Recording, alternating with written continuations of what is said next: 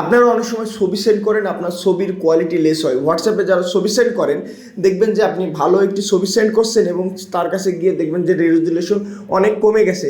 আজকের এই ভিডিওটা যদি সম্পূর্ণ দেখেন তাহলে আপনি আপনার হোয়াটসঅ্যাপে যে ছবি সেন্ড করবেন সেই ছবিটির কোয়ালিটি অনেক, যে কোয়ালিটিতে পাঠাবেন সেই কোয়ালিটিতে ছবি থাকবে এবং রেজলিউশন হাই থাকবে।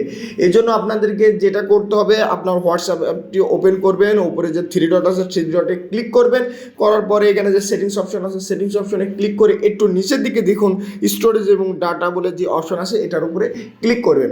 তারপরে একটু নিচের দিকে দেখুন লেখা আছে photo upload quality, just photo upload কোয়ালিটির উপরে ক্লিক করবেন।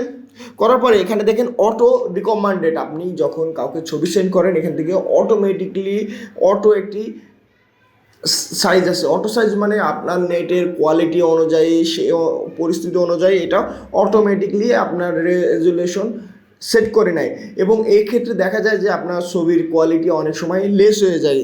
এবং ডাটা সেভার মানে হচ্ছে যখন আপনি কাউকে কোনো ছবি সেন্ড করেন আপনার মোবাইলে এমবি অনেক কম খরচ হয়, সেজন্য ডাটা সেভার অপশন চালু আছে। এবং এখান থেকে যদি আপনি বেস্ট কোয়ালিটি সিলেক্ট করে ওকে বাটনে ক্লিক করে দেন তাহলে আপনি যার কাছে ছবি সেন্ড করবেন বেস্ট কোয়ালিটির ছবি সেন্ড হবে এবং ছবির রেজুলেশন একটু কমবে না।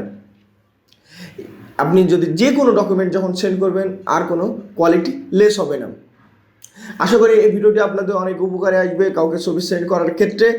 আজকের ভিডিও এ পর্যন্তই। আর ভিডিওটা যদি ভালো লেগে থাকে আপনার পরিচিত যারা আছে তাদের দেখার সুযোগ করে দেওয়ার জন্য অবশ্যই ভিডিওটি শেয়ার করবেন। আজকের ভিডিও এ পর্যন্তই। আল্লাহ হাফেজ।